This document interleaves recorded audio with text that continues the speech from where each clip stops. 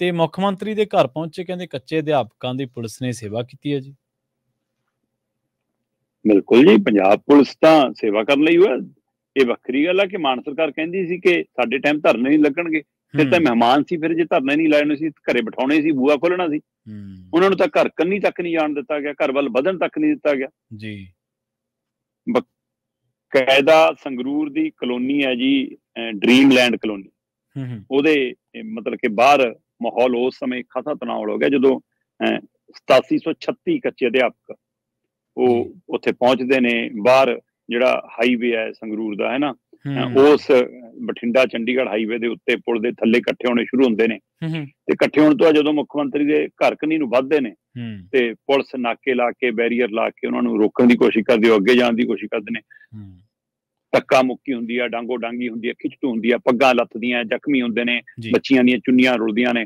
ਪਰ ਕਹਿੰਦੇ ਨਾ ਜੀ ਨਾ, ਮੁੱਖ ਮੰਤਰੀ ਸਾਹਿਬ ਦੇ ਘਰ ਕੰਨੀ ਨਹੀਂ ਜਾ ਸਕਦਾ। ਅੱਛਾ, ਮਤਲਬ ਮੈਂ ਤਾਂ ਇਹ ਸੋਚਦਾ ਸੀ ਪ੍ਰਵੀਨ ਜੀ, ਜਦੋਂ ਚੋਣ ਪ੍ਰਚਾਰ ਚੱਲਦਾ ਸੀ, ਕਿ ਹੁਣ ਜਿੱਥੇ ਧਰਨਾ ਲੱਗਿਆ ਕਰੂਗਾ ਉੱਥੇ ਮੁੱਖ ਮੰਤਰੀ ਸਾਹਿਬ ਆਪ ਗੱਡੀ 'ਚ ਉਤਰ ਕੇ ਜਾਇਆ ਕਰਨਗੇ, ਆਪ ਜਾਇਆ ਕਰਨਗੇ। ਸੌਖੀ ਮਸਲਾ। ਮਤਲਬ ਬਾਦਲ ਤਾਂ ਘਰੇ ਆਇਆਂ ਲਈ ਬੂਹਾ ਖੋਲ ਕੇ ਸਿਆਸੀ ਡਰਾਮਾ ਕਰਦਾ ਸੀ ਕਿ ਆ ਜਾਓ ਭਾਈ, ਚਾਹ ਵੀ ਬਣਾਈ ਆ, ਹੈ ਨਾ, ਆ ਜਾਓ। ਤੇ ਉਹਨੂੰ ਮੱਚ ਮਾਰਨਾ ਆ ਜਾਂਦਾ ਸੀ ਧਰਨਾਕਾਰੀਆਂ ਦਾ, ਵਿਰੋਧੀ ਦਲਾਂ ਦਾ। ਪਰ ਇੱਥੇ ਉਮੀਦ ਸੀ ਕਿ ਤਾਂ ਆਮ ਲੋਕਾਂ 'ਚ ਉੱਠ ਕੇ MLA ਬਣੇ ਨੇ, ਘੱਟੋ ਘੱਟ ਲੋਕਾਂ 'ਚ ਰਹਿਣਗੇ ਜੀ। ਪਰ ਹੁਣ ਇੰਨਾ ਮਤਲਬ ਕਿ ਉਹੀ ਪੁਲਿਸ ਤੰਤਰ, ਉਹੀ ਢੰਗ ਤਰੀਕਾ, ਉਹੀ ਡਾਂਗੋ ਡਾਂਗੀ ਤੇ ਉਹੀ ਵਰਤਾਰਾ, ਉਹੀ ਵਿਵਹਾਰ ਬੱਚਿਆਂ ਨਾਲ ਕੀਤਾ ਜਾ ਰਿਹਾ। ਪੁਲਿਸ ਹੁਕਮਾਂ ਦੀ ਬੰਨੀ ਆ, ਪੁਲਿਸ ਨੂੰ ਚਾਹ ਥੋੜਾ ਵੇ ਨਿਆਣੇ ਕੁੱਟਣ ਦਾ, ਉਹਨੂੰ ਪਤਾ ਹੀ ਆ ਕਿ ਸਾਡੀ ਪਿੰਡਾਂ ਵਾਲੇ ਨੇ, ਸਾਡੀ ਘਰਾਂ ਵਾਲੇ ਨੇ।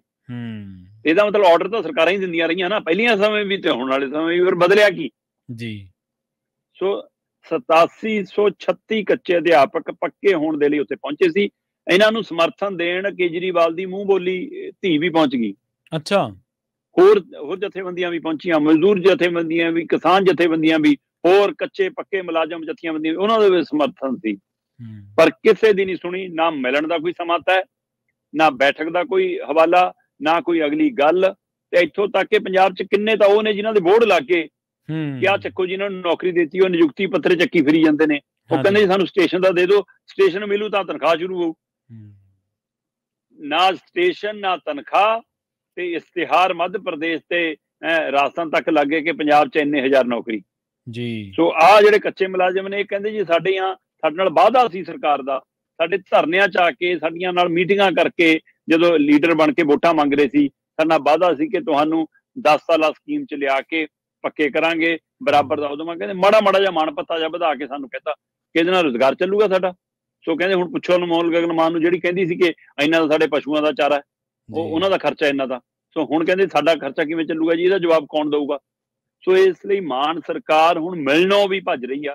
ਤੇ ਜਿਹਦਾ ਦ੍ਰਿਸ਼ ਕੱਲ ਸੰਗਰੂਰ 'ਚ ਦੇਖਣ ਨੂੰ ਮਿਲਿਆ ਕਿ ਪੁਲਿਸ ਨੇ ਮਹਿਮਾਨ ਬਣ ਕੇ ਆਏ, ਮੰਗ ਲੈ ਕੇ ਆਏ, ਸੇਵਾ ਕਰਕੇ ਭਜਾਇਆ ਜੀ ਉਹਨਾਂ ਨੂੰ। ਜੀ।